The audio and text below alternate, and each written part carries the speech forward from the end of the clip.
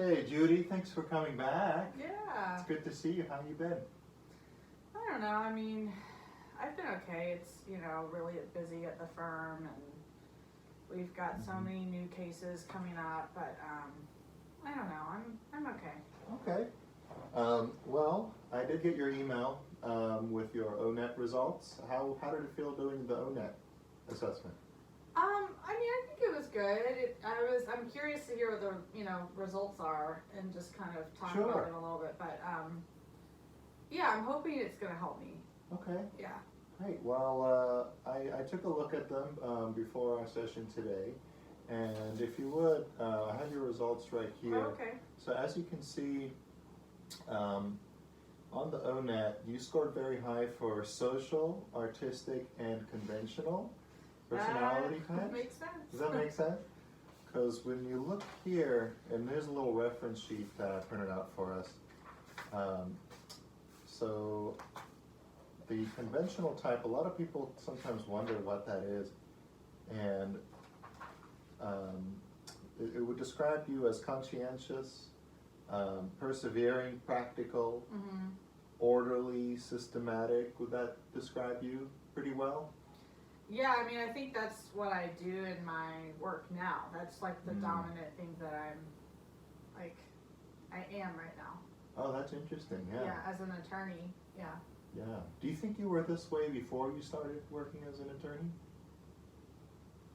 Well, it's interesting to think about the social and artistic as being my highest traits because it doesn't really, I don't feel like I really get to be that as much as just an attorney in my law firm, which I think is why I'm struggling. So I'm just kind of sick of my work.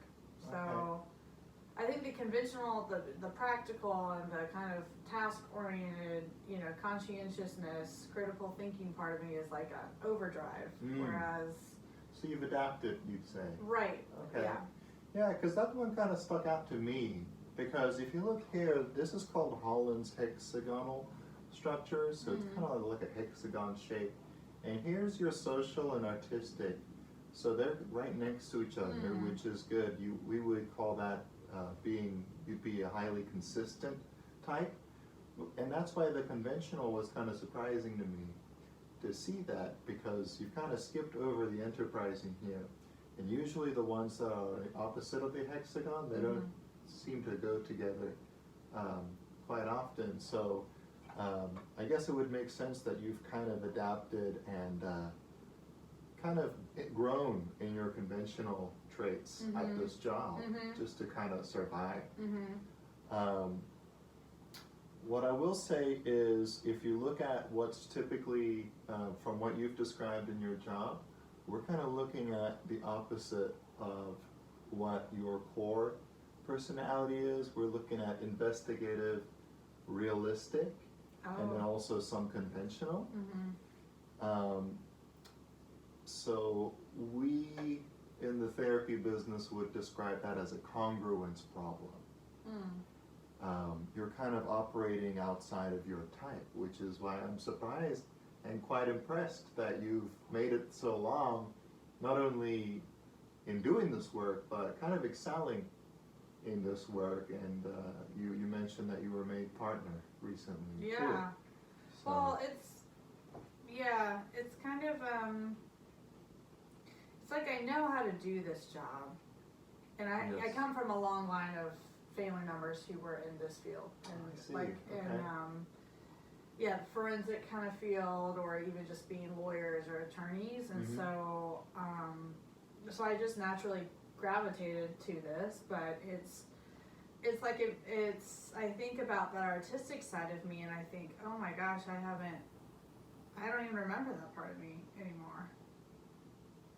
Oh, that's really interesting. Yeah, I mean, from your results, I mean, and just what you've told me, it's obvious that you have a lot of kind of academic and intellectual strengths there. And so for me, I'm looking at these results and I'm wondering, how can we use those skills and those strengths and find you work that A, will make you happy, and B, will be something that you can perform well Mm. in. So I would say maybe for homework, before our next session, there are some resources that I want you to kind of dive into. You did complete the ONET. Mm-hmm. If you go back into your account, you'll notice that there's an option to do a little exploration with different careers that will match your type, and also the amount of training that would be required for you to have that career. So a lot of people have a lot of fun with this ONET thing. You can explore all day long. You know, people usually come back to me and they say, Andre, it was really fun for me to see my options out there, because I felt kind of hopeless. I didn't know what would even be exciting for me. The other thing that I'm going to email you a link to is the Holland Dictionary of Occupational Codes. And I really would like for you to kind of explore that a little bit too, and maybe you can bring that into our next session. So is that a test, or what is that? So basically the test was you've gotten your occupational code, which is a conventional social artistic. And so what you would basically do is look for jobs that can combine those traits. That would be a good fit. Does that make sense to you? Yeah. Okay. So it's basically more of a collection of jobs and job descriptions that you can kind of explore. So I know it's kind of hard to have grown so much in one career and to think that you're going to start from scratch in a new one. Well, and that's what I'm trying to figure out, because part of me can't imagine starting from scratch, because I've worked my ass off. So it's hard to imagine that all of that might go away, and yet at the same time, I also can't imagine myself continuing in this path. So I'm a little bit at a crossroads here. I understand that completely. And a lot of my clients have had to conquer that same crossroads, and it might seem like a lose-lose sometimes, but well, that's what we're here for, to support you. And sometimes there's not one right way to go about it, and I can't make those decisions for you, but I can help you to see what will work for you, and how we can approach that. Okay. Sound good? Yeah, sounds good. All right, Judy. Well, thanks so much. Yeah, thank you.